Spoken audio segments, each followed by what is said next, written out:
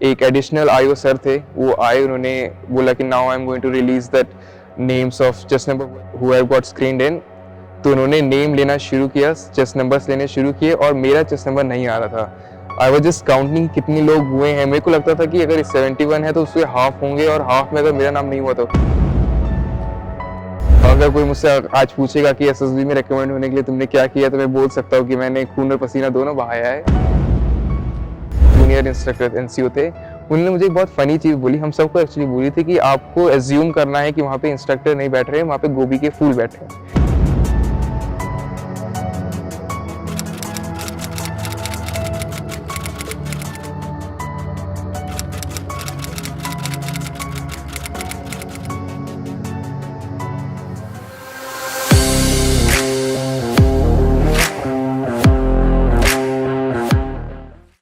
Hello friends, Sushant Kumar Singh this side. I am recommended for 147th course of NDA.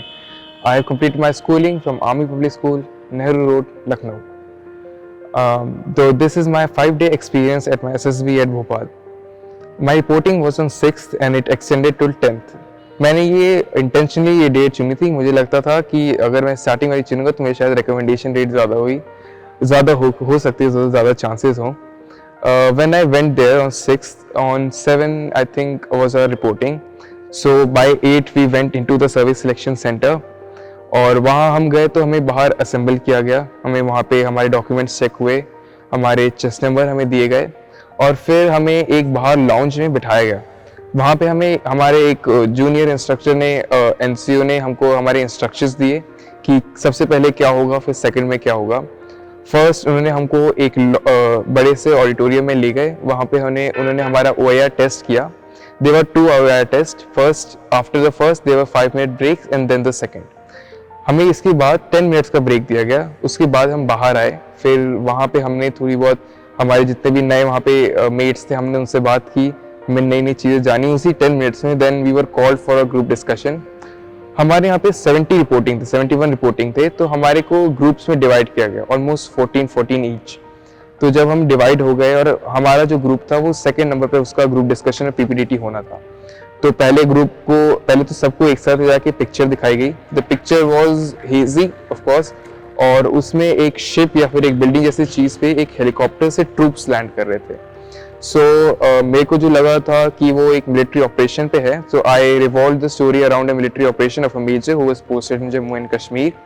और मेरी पूरी story उन्हीं के ऊपर रिवॉल्व करती थी कि वो कैसे एक काउंटर इंसर्जेंसी मिशन में थे और कैसे उन्होंने जो मिलिटेंट्स थे उनको एलिमिनेट किया और वहाँ पे कुछ लोग फंसे हुए थे उनको वहाँ से रिलीज करवाया। After that, I think second chance में it took only 10 minutes. Then we went for our group discussions. Group discussion में मैं जो था वो 5th नंबर पर बैठा था। फ्रॉम द वेरी बिगिनिंग जो लोगों की जो नरेशन थी वो फंबल कर रहे थे, वो स्टैमर कर रहे थे। तो मेरे को जब तक मेरी बारी आई मुझे काफ़ी डर लगने लगा था कि यहाँ पे लाइन वाइज जो है लोगों की परफॉर्मेंस नरेशन उतनी अच्छी नहीं रही है। Then I spoke, I think my fluency was quite good there, so मेरी जो नरेशन थी वो काफ़ी अच्छी रही। फिर मैंने उसे एक अच्छे नोट के साथ एंड किया था। फिर after that when everyone narrated their story, जो हमारे सामने असेसर थे उन्होंने हमसे बोला कि now I will start a group discussion. जैसे ही ग्रुप डिस्कशन शुरू हुआ तो वो टोटल कमोशन हो गया था। अब मुझे समझ में नहीं आ रहा था कि मैं करूं क्या। जब मेरे लेफ्ट साइड वाले भी बोल रहे थे, मेरे राइट साइड वाले भी बोल रहे थे, लेकिन बात किसी की समझ में नहीं आ रही थी। जब ये चीज़ हुई तो मैं ऐसे सोच ही रहा था, तब तक हमारे जो मेन असेसर थे उन्होंने हमको रोका। उन्होंने हमको वापस बोला कि since you are so eager to speak, let me divide the group in half. उन्होंने ग्रुप को हाफ 7 में डिवाइड किया। फिर उन्होंने ग्रुप डिस्कशन शुरू किया। इस टाइम मैंने अपने पॉइंट्स अच्छे से रखे, मैंने बहुत ज़्यादा नहीं बोला, मैंने अच्छे पॉइंट्स दिए और 3-4 बार बोला। फिर जब हमारा ग्रुप का डिस्कशन खत्म हुआ, देन सेकेंड ग्रुप डिस्कस्ड और आखिर में उन्होंने ग्रुप को मर्ज किया और एक और डिस्कशन शुरू किया। उसमें भी मैंने 2-3 पॉइंट्स रखे और उस पर बहुत सारे लोग एग्री कर गए थे। So after we moved out, I was pretty sure that my performance was quite good and I think I would be screened in. तो उसके बाद हम अपने लंच पे गए। लंच के बाद जब हम आए, हमने थोड़ी देर वेट किया तो एक एडिशनल आईओ सर थे, वो आए, उन्होंने बोला कि now I am going to release that names of chest number who have got screened in. तो उन्होंने नेम लेना शुरू किया, चेस्ट नंबर्स लेने शुरू किए और मेरा चेस्ट नंबर नहीं आ रहा था। आई वाज जस्ट काउंटिंग कितने लोग हुए हैं। मेरे को लगता था कि अगर 71 है तो उसके हाफ होंगे, और हाफ में अगर मेरा नाम नहीं हुआ तो I think I was counted till 27th number पे मेरा नाम आया, and then I was relaxed. उस टाइम लगा कि चलो मेरा स्क्रीनिंग तो कम से कम हो ही चुका है। उसके बाद हमको अंदर ले गए, और उस दिन पूरा दिन हमें इवनिंग तक हमारा डॉक्यूमेंटेशन चला। After documentation we were sent to our barracks और डॉर्मेटरी। जब हम वहाँ गए तो हर रूम में 5 मेंबर्स थे, और मेरे साथ जो मेरे 5 मेट्स थे वो बहुत ही एक्सीलेंट थे, और मेरा जो चेस्ट नंबर था वो 2 था। नेक्स्ट डे के लिए हमें इंस्ट्रक्शंस मिले कि कल आपकी साइक टेस्ट होगा, तो you should be reporting at 7 in the front of the auditorium also. तो हम लोग सब सुबह वहाँ पे पहुँचे। उस दिन तो हम लोग काफ़ी थक गए थे, तो हम लोग ज़्यादा इंटरेक्शन नहीं कर पाया था आपस में, लेकिन जब हम साइक टेस्ट के लिए पहुँचे तो वहाँ पे हमारी थोड़ी बहुत बात हुई साइक टेस्ट शुरू होने से पहले, which was to start on 8। फिर वहाँ पे सबसे पहले आपका थीमेटिक असेसमेंट टेस्ट होता है, TAT। मैं TAT के लिए प्रिटी श्योर था, क्योंकि सेंचुरियन में जो हमारी पिक्चर्स थी और वहाँ की जो थीमेटिक TAT वाली पिक्चर्स थी वो क्वाइट सिमिलर थी, और कुछ कुछ में तो ऑलमोस्ट सेम थी। Exact stories has to be repeated. तो मैंने जो भी प्रैक्टिस की थी, जो भी मुझे स्टोरीज यहाँ पे पता चली थी, वो मैंने वहाँ पे लिखी। लाइक एक स्टोरी थी जिसमें एक बच्चा अपना बैग पैक करके जा रहा था, the same story I had in Centurion, so मैंने उसकी बहुत अच्छी स्टोरी लिखी थी। और ऐसे करके हमारा TAT खत्म हुआ। फिर हमारा WAT था। WAT का मेरा परफॉर्मेंस काफ़ी अच्छा था। वर्ड एसोसिएशन टेस्ट में मेरे 60 में से मैंने आई थिंक 55 किए थे। हमारे फेलो जो मेरे साथ थे उनके थोड़े कम थे, तो मुझे लग रहा था कि चलो WAT और TAT तो अच्छा गया है। SRT में मैंने 35 अटेम्प्ट किए थे, उसके लिए मैं थोड़ा डाउटफुल था, और जब मैं बाहर आया तो मैं काफ़ी अनश्योर था। मैं सबसे बोल रहा था कि यार मैं सिर्फ 35 अटेम्प्ट कर पाया, और everyone was trying to cheer me up. जब वापस हम अपने रूम में गए तो वहाँ पे मैं थोड़ा साइड में बैठा था, बाकी 4 लोग they were trying to cheer me up. फिर then one of the chessmate, the chess number 1, he had cards with him, playing cards. तो उसने कार्ड्स निकाले, and I never played cards in my life. Rest of my friends out there they knew how to play cards. वो cards खेलने शुरू हुए, उन्होंने मुझे invite किया, मैं गया, मैंने देखा। On that one day, first night, they literally taught me how to play cards. अगर कोई मुझसे आज भी पूछेगा कि अगर आपके 5 दिन SSB एक्सपीरियंस में रिकमेंडेशन के अलावा आपने क्या सीखा, तो मैं उसको बोल सकता हूँ कि हाँ, मैंने कार्ड्स खेलना सीख लिया है। तो अगले उस दिन फिर हमारे रूम में at evening I guess NCO sir जो होते हैं वहाँ पे, वो आए। उन्होंने हमको बोला कि DIPR के जो एक हर साल वो ट्रेनीज होते हैं वो इस बार हैं, तो पहले 8 चेस नंबर्स का जो होगा वो अलग होगा, और उसके बाद वाले जो 31 स्क्रीन इन है उनका अलग होगा, 9 to 31 का अलग होगा। हम लोग को जो टाइम मिला था वो इवनिंग का मिला था, और बाकियों के लिए मॉर्निंग का था। तो I would share an experience. जब सुबह होती थी 5 बजे, पूरे जो डॉर्मेटरी था उसमें कमोशन रहता था, लोग यहाँ से वहाँ जाते थे, and V5 literally our rooms light were off and he was like sleeping. It was like, you know, अंदर अलग दुनिया चल रही है, बाहर अलग दुनिया चल रही है। वेव्स में लोग आते थे हमको उठाने की, उठ जाओ, तुम्हारा नहीं है क्या? हम लोग बोलते थे नहीं हमारा नहीं, अब डिस्टर्ब मत करना। आफ्टर दैट डे केम, भी 2 बजे के आसपास हमको वहाँ रिपोर्ट करना था ग्राउंड्स में। हम ग्राउंड्स में गए। ग्राउंड में जाने के बाद we were only 8 and SSS were 11। तो हमको लगता था कि यार, मेरे दिमाग में ये चीज़ आई थी कि हम लोग 8 हैं, SSS 11 है, ये क्यों? क्योंकि उनका कुछ उनका टीचिंग या फिर कोर्स चल रहा था, तो वो लोग भी, उनके पास भी एक SSS के पास एक पैड था, वो भी मार्किंग्स दे रहे थे। तो हमारे एक वहाँ पे एक सिख वो थे, जूनियर इंस्ट्रक्टर NCO थे, उन्होंने मुझे बहुत फनी चीज़ बोली। हम सबको एक्चुअली बोली थी कि आपको एज्यूम करना है कि वहाँ पे इंस्ट्रक्टर नहीं बैठ रहे, वहाँ पे गोभी के फूल बैठे हैं। So that was very humorous for us कि एज्यूम करके चलो, फिर आपको डर ही नहीं लगेगा। So on first day of ground task obstacle, हमारे जो पहला था PGT था। PGT में मेरा परफॉर्मेंस उतना अच्छा नहीं रह पाया था, क्योंकि PGT में I was not able to give many ideas, और आई वॉज, मेरी तीनों चीज़ों में, इंटरव्यू, साइक टेस्ट और GTO में, आई थिंक मेरा सबसे जो वर्केबल वो फील्ड था वो GTO ही था। तो PGT में उतना आइडिया नहीं दे पाया। फिर उन्होंने हमारा ग्रुप डिस्कशन शुरू किया। Out of that group discussion we 8 literally made that that group was no one can hear anyone. So हमारे यहाँ पे इतनी ज़्यादा भीड़ थी, इतनी ज़्यादा लोग बोल रहे थे, कोई किसी की बात नहीं सुन रहा था। तो GTO had to halt us for literally 5 times, 4 to 5 times he had to halt us in between. लेकिन मैंने जो अपने पॉइंट्स बोले थे, मैंने 3-4 बार बोले थे, 3-4 बार मैंने वो लीड ली थी और मैंने जब बोला था तो सब लोग चुप थे. I think that work for me. और एक और चीज़ मैं बताना चाहूँगा कि जब हम लोग 8 लोग बैठ के ग्रुप डिस्कशन में बैठे थे, the chair were designed so that it encircled us all, 11 chairs. So जब हम बोल रहे थे तो I saw that GTOs were moving from one chair to another chair to another chair. और हमको लग रहा था यार हम लोग इधर बोल रहे हैं, मेरे को ये लग रहा था कि मैं इधर ध्यान दूं कि पीछे जो इंस्ट्रक्टर्स घूम रहे हैं उन पे ध्यान दूं. Anyhow I completed that group discussion. और ग्रुप डिस्कशन में हमारा टॉपिक बहुत ही ज़्यादा वो था, करंट पे था. हमारा टॉपिक था कि जो इंडिया का जो बॉर्डर डिस्प्यूट है वो किसकी वजह से है, हिस्टोरिकल एस्पेक्ट की वजह से है, इंडिया के जो रिसोर्सेज हैं उसकी वजह से है, या पॉलिटिकल इंडिसिसिवनेस की वजह से है. तो मेरा जो लीड था, मैंने बोला कि ये पॉलिटिकल इंस्टेबिलिटी की वजह से है. और यही चीज़ कही कि पॉलिटिकल अगर डिसाइसिवनेस होती तो कोई भी प्रॉब्लम जो है वो रिजॉल्व हो सकती है. रिजॉल्व नहीं हो रही है इसका मतलब कि इनडिसाइसिव है. Second group discussion went again like that. तो हम लोग, मैं काफ़ी थोड़ा परेशान हो गया था कि ग्रुप डिस्कशन उतना अच्छा नहीं गया है. सिर्फ मेरा नहीं, पूरे ग्रुप का उतना अच्छा नहीं गया है, वो भी 11 एसएसएस के सामने. हो सकता है वो प्रेशर हो कि इतने सारे बैठे हैं तो उनके सामने कैसे परफॉर्म करना है.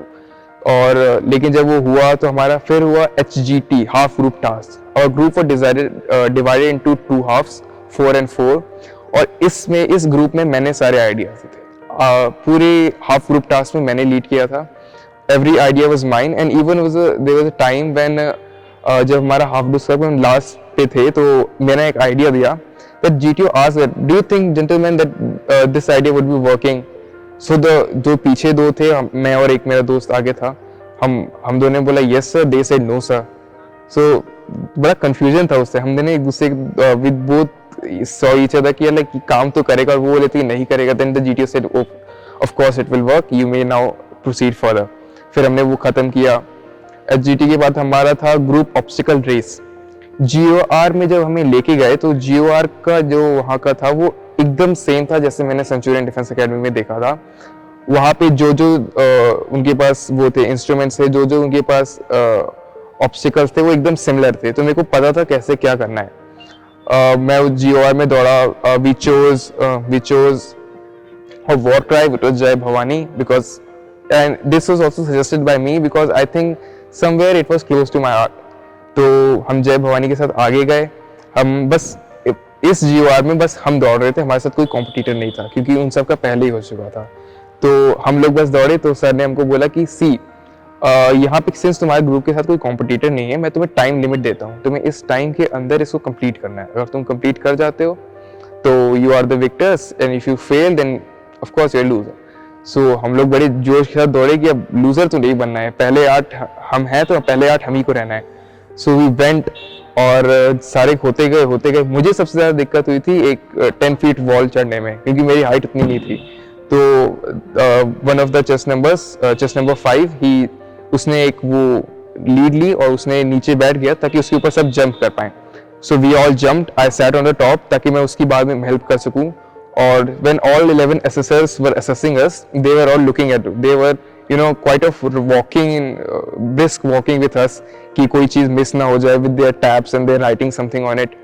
So ये चीज़ थी वहाँ पे. फिर मैंने उसकी हेल्प की. फिर हमने किसी तरह उसको ख़त्म किया और हमारे GTO सर ने बोला कि योर परफॉर्मेंस वाज एक्सीलेंट, सबसे बेस्ट परफॉर्मेंसेस अगर होंगे तो वो तुम्हारे थे. तो हम तो काफ़ी खुश थे कि चलो हमारा आज का दिन किसी तरह अच्छा गया GD को छोड़ के. हम वापस अपने रूम में गए, अपने डॉर्मेटरीज में गए. हमने वापस अपने कार्ड शुरू करे क्योंकि वो हमारा बेस्ट टाइम पास था. That was the time when we enjoyed the most. We all 5 sat together and played cards. Next day my interview was scheduled. So when जब सब लोग गए थे, अगेन 2 दिन GTO होता है, तो जब अगले दिन भी सब लोग गए थे तो मेरा सुबह इंटरव्यू रखा गया. My personal interview was quite of long. It was of 45 minutes. उसमें 3 राउंड उन्होंने रैपिड फायर दिए थे और हर राउंड में मैं 2-3 क्वेश्चन भूल जा रहा था. तो मुझे काफ़ी नर्वसनेस होती थी कि यार ये 2-3 क्वेश्चन मैं भूल जा रहा हूँ, कहीं ये इसका कुछ नेगेटिव तो नहीं लेगा. और he with the interview there was very supporting. He kept asking me कि try to remember, I am giving you time. तो ऐसे बोलते रहते थे और मुझे फिर एक क्वेश्चन धीरे धीरे करके याद आते थे.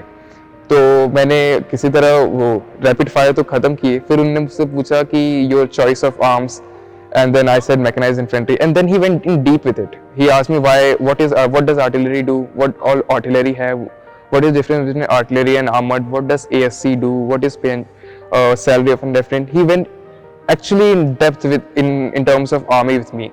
और मेरी हॉबीज में मैंने जियोपॉलिटिक्स और आर्टिकल राइटिंग लिखी थी, तो मुझे लगता है शायद उसके लिए उन्होंने मुझसे डेप्थ नॉलेज चेक करने के लिए किया था।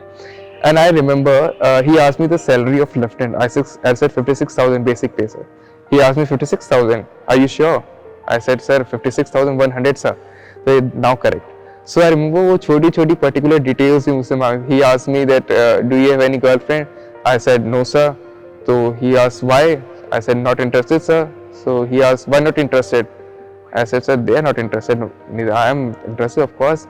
So that was a funny moment, and he also laughed. Then he asked me how does a fan work? So I explained in terms of capacitor. Then he asked me when roads are made, then half of the road is paved with that road rollers. Why is that done? मैं लगे sir, I don't have any clue.